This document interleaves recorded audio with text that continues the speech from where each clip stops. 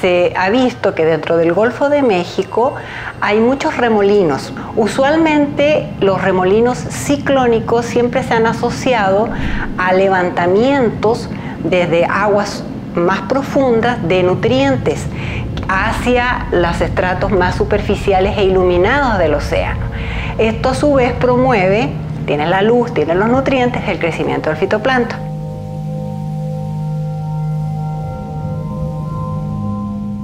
Y en el caso opuesto, los remolinos anticiclónicos es al revés.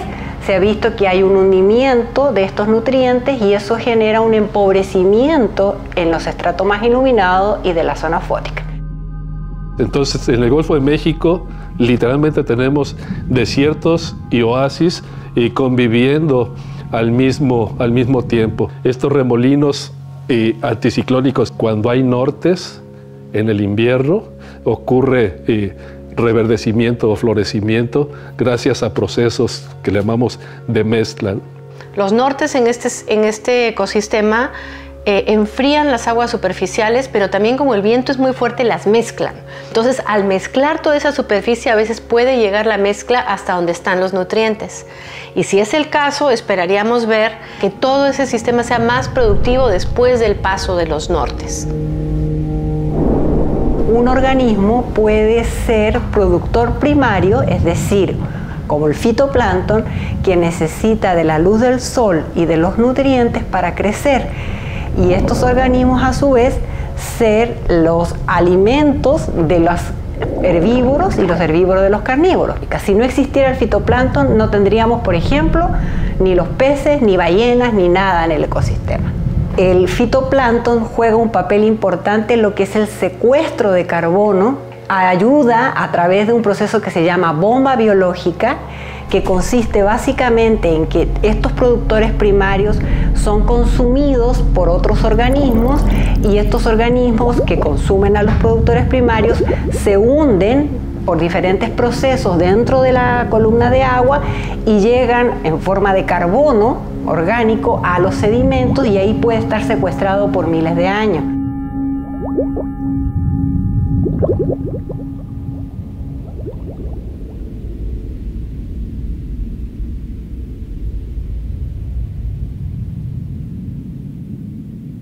El corazón del proyecto es la campaña oceanográfica, ¿no? Siempre habrá que salir con el barco, ¿no?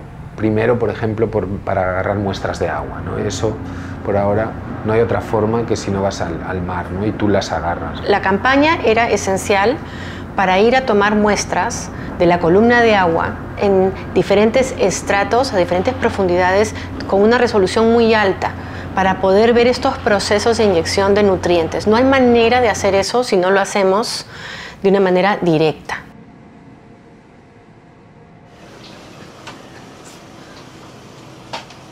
Esto, equipo internacional. Aquí está Silali. Hola, Silali. Para estudiar eso hay que ver muchas componentes, ¿no? Del océano, ¿no? Hay una componente física que tiene que ver con el movimiento del remolino, hay una componente biológica que tiene que ver con qué organismos son los que hay allí, y hay una componente química que comen esos organismos. Entonces, bueno, tenemos que atacar esos tres frentes y lo hemos hecho con dos herramientas principales. Una ha sido conseguir observaciones, ir al océano y medir. Entonces tenemos que salir al océano, al Golfo de México en este caso, tenemos que ir a buscar un remolino y tenemos que muestrearlo, ¿no? Obtener información de ese remolino, ¿no? Y la otra herramienta que estamos utilizando en este proyecto es la modelización numérica. Entonces la modelización numérica intenta simular ese sistema y a través de esas simulaciones pues analizar qué es lo que sucede con el carbono, qué es lo que sucede con esos organismos, con la vida, qué es lo que sucede con la física.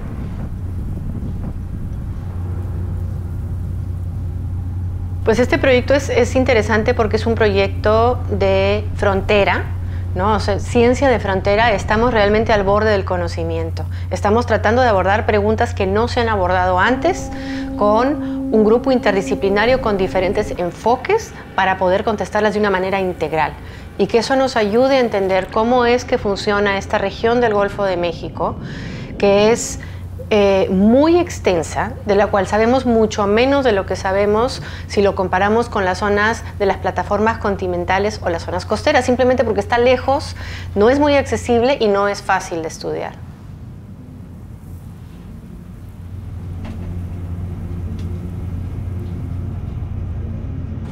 Uno de los intereses de este proyecto en particular es qué pasa cuando un frente del norte con mucho viento mezcla las aguas superficiales.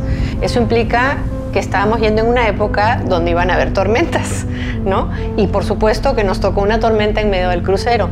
Eso hizo bastante difícil el trabajo. Se vuelve más peligroso trabajo en cubierta porque estás moviendo equipo muy pesado, con winches. Después el procesamiento de las muestras lo estás haciendo cuando el barco se está moviendo, todo está amarrado. Entonces realmente es un día a día de ir monitoreando las condiciones, si te permiten trabajar bajo condiciones a veces muy pesadas, con gente que pues, se marea. Algunos de nosotros nos mareamos mucho, no puedes trabajar bien o por lo menos pues tienes que seguir trabajando si es que estás avanzando. A veces tienes que parar de muestrear, ¿no? Cuando ya la tripulación o el capitán dice tenemos que parar porque ya es muy peligroso, ¿no? Entonces todos estos factores siempre contribuyen a qué tanto logras en una cierta campaña, porque no sabes bien cómo va a estar. En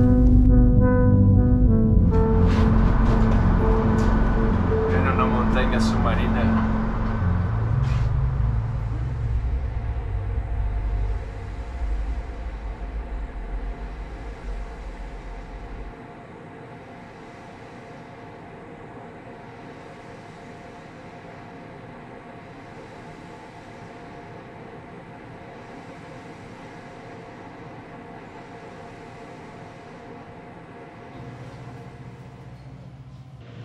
Entonces le pedí que le ponga a estas 4 botellas los mismos números.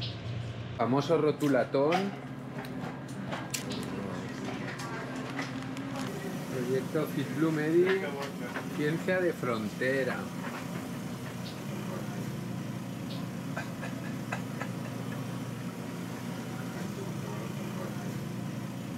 Tenemos a un invitado internacional en la campaña, el Edwin Bruce.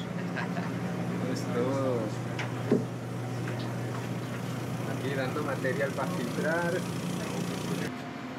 They're still collecting water. Nuestro Eddie. Vamos por la número 12.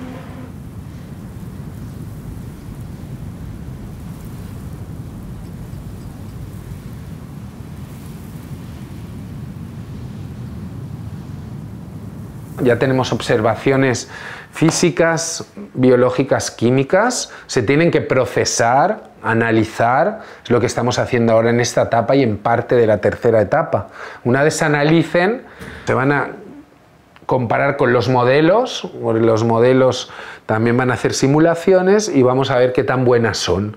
Y luego tenemos la fase de sinergia entre las componentes química, física y biológica. Somos 3 grupos, cada uno es muy bueno en su área. Pero ahora, ¿qué tiene que ver la mezcla con el fitoplancton y con los nitratos, ¿no? Con la química, ¿no? Pues ahí es donde vamos a hacer esa sinergia y vamos a intentar entender cómo la física afecta la química y la biología. Algunas cosas que creíamos que eran particularmente evidentes tal vez o cosas que suponíamos que deberían de suceder, pues resulta que no sucedieron. Entonces encontramos que hay una asimetría entre los diferentes lugares que definen a un remolino, su orilla, su centro. Pues tenemos que pensar como un remolino que no está estático, sino que se está moviendo, se está deformando, y estas modificaciones que sufre el remolino pues hace que estos mecanismos de captura del dióxido de carbono atmosférico de las características del fitoplancton que habita las diferentes zonas que definen al remolino, pues resulta que son distintas y son cosas que no sabíamos, ¿no? Entonces estos son resultados nuevos muy importantes que pensamos tienen aplicación no solo en el caso del Golfo de México y de sus remolinos, sino en otros lugares donde existen remolinos de las mismas características, ¿no? Los grandes problemas que enfrentan los ecosistemas marinos, en gran parte por las acciones de la humanidad, incluyendo los aportes de CO2 en la atmósfera, los tenemos que abordar desde diferentes enfoques y disciplinas. No hay manera de entender estos sistemas y de evaluar cuáles son los impactos del cambio climático si no es con un enfoque interdisciplinario. Llegaremos y avanzaremos en el conocimiento y seguiremos trabajando sobre esto, ¿no? Una de las cosas que nos da este proyecto y otros proyectos de esta envergadura es el aprender a trabajar en un nivel de alta complejidad, tanto logística como científica como humana, ¿no? De coordinación, grupos de investigación que se integren y que puedan trabajar. Y esa complejidad, esa interdisciplina, es algo que a mí me interesa muchísimo. Pero más allá de eso, creo que simplemente es la sensación de me gusta el mar, me gusta estar en el mar, me da tranquilidad, lo disfruto, como que siento una conexión muy muy fuerte con el mar.